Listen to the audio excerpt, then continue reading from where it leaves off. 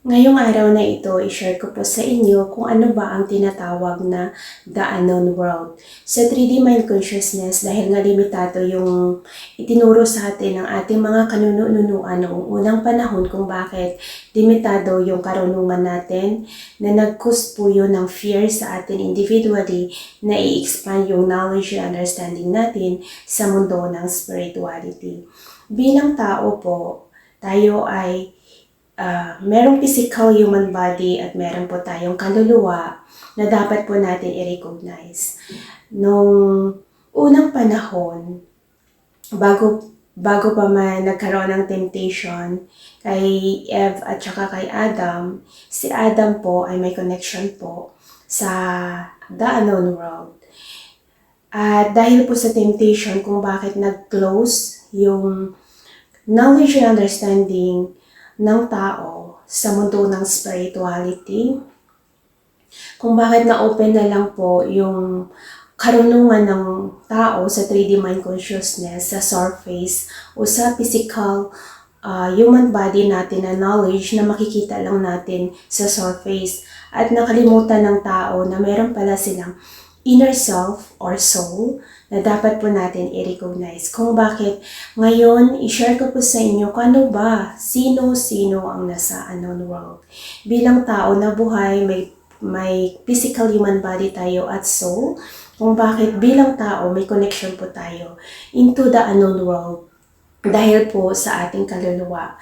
So sa soul level, in this physical human world na to, sa mundo ng mga tao, hindi lang po tao ang nakatira dito sa mundo natin dahil po meron pa pong nakatira dito, yun po ay mga elements. So we have different kind of elements sa mundong ito dahil hindi po siya makikita ng ating naked eye, ngunit kapag naniniwala ka, makikita mo sila. Meron po tayong different kind of elements, yung mga fairies, mermaid, dwarf, at marami pa po kasi yan sila. So, iba-iba man po ang kanilang physical appearance, yung katangian nila, yung pangalan nila, sila pa rin po ay elemento. At paglabas mo po sa mundo natin as human, meron po tayong solar system, meron po tayong iba't ibang planeta. So, pagdating naman po sa every planet, meron po yung nakatira dyan. So, as human, tinatawag natin silang alien dahil po nasa outer space na po sila. So, every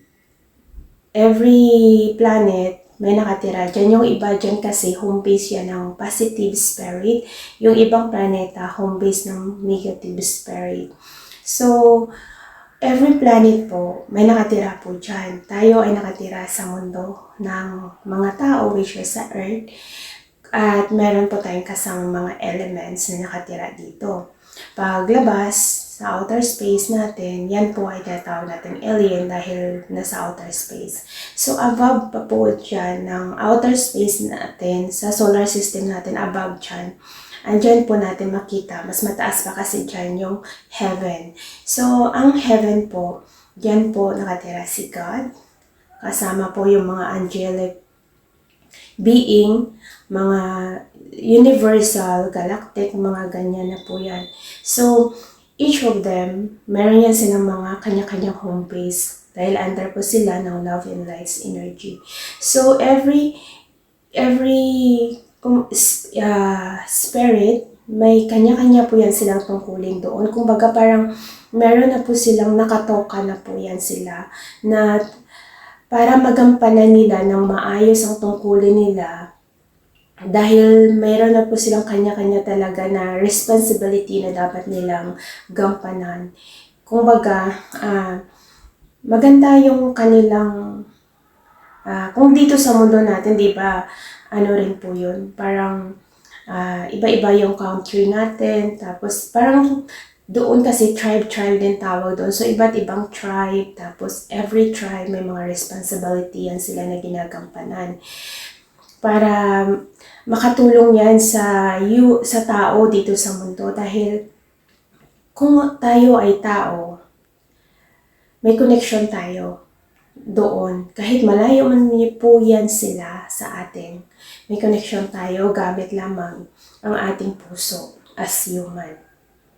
Dahil po bilang tao, or receiver of energy sa physical human body ng tao na to ay puso natin.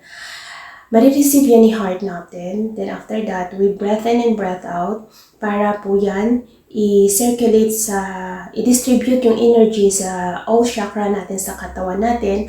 Ang seven chakra sa katawan natin ay present po yan sa lahat ng individual na tao dahil ito po ay nagre-represent lamang ng inner organ natin bilang tao. Ngunit sa field of spirituality, meron pa po yan kasi deep knowledge and understanding.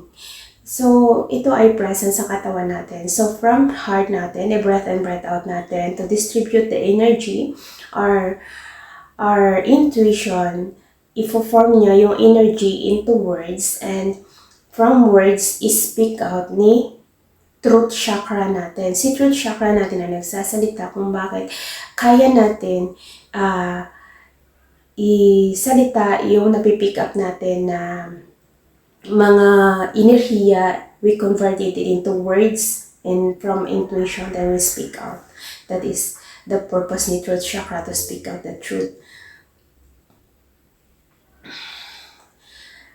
At bilang tao, dito sa mundong ito, iba-iba po yung ating religious belief, wishes.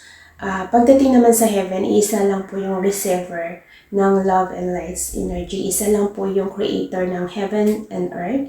Isa lang ang magre-receive doon sa heaven. Iisa lang po talaga yung true God sa heaven na magre-receive ng energy natin individually. Dahil iisa lang ang nagre-represent sa love and light's energy, isa lang ang receiver. That is the true God of all God. So, kung we open our knowledge and understanding to know deeper yung soul natin, yung mga connection ng soul natin, there's a lot of knowledge to understand. So, sa mundong ito, hindi naman po lahat ng mga namatay na ay napunta po sa liwanag. Ang iba po ay dito pa rin yan, pakalat-kalat pa rin sila sa mundo natin dito, sa mundo natin na to. Sila po ay, yung iba nakatawid, yung iba hindi. Dahil po yan sa mga energy nga na naghuhold sa kanila. So, sabi ko nga, napakaswerte ng mga tao na buhay. Dahil po may pag-asa pa kayo na itama yung mga mali nyo. Dahil kapag wala ka ng physical human body, maghihirap ka talaga. At pagdusahan mo lahat ng kasamaan mo na nagawa dito sa mundo nung nabubuhay ka. Dahil sa kabilang mundo, energy lang ang madadala mo, which is sobrang bigat ng energy, especially pag negative energy. Sobrang bigat po siya pagdating sa kabilang mundo, kung bakit hindi lahat ng namatay na ay napunta sa langit. Yung iba dito pa rin yung pakalat-kalat lang dito kasama natin, ngunit hindi natin makikita ng ating mga mata dahil sa mundo ng spirituality, kailangan mo muna maniwala bago mo makikita. At kapag naniniwala ka, makikita mo sila. And as human kasi, ang makakasenses lang ng energy is our five senses sa physical human body natin. So yan po yung way na ma-sense natin yung enerhiya. Kasi every spirit naman, meron silang kanilya, kumbaga, they have their own uniqueness. May kinikerry sila na enerhiya. So, iba-iba yung enerhiya nila per spirit. Kaya po yan po yung mga spirit na nasa unknown world. So, i-shortcut ko na lang dito sa mundo natin. Mayroon tayong different elements. Pagdating sa solar system natin, meron po diyang nakatira. Yan ay tinatawag nating mga aliens. So, pagdating mo sa heaven, andyan yung mga universal, spirit, angelic, nandyan na po si God. At saka yung mga spirit na namatay na po, na yung namatay na dati pa. So, yung mga spirit nila dito pa yung pagkala-gala. So, yan po yung mga spirit na bumubuo sa The Unknown World, na marami sila kung i-open mo yung mind mo to understand them, to know them, marami po sila. As in, sobrang dami nila talaga. Kaya, yan po sila yung hinarap ko sa The Unknown World nung na-enter ako sa soul level. So,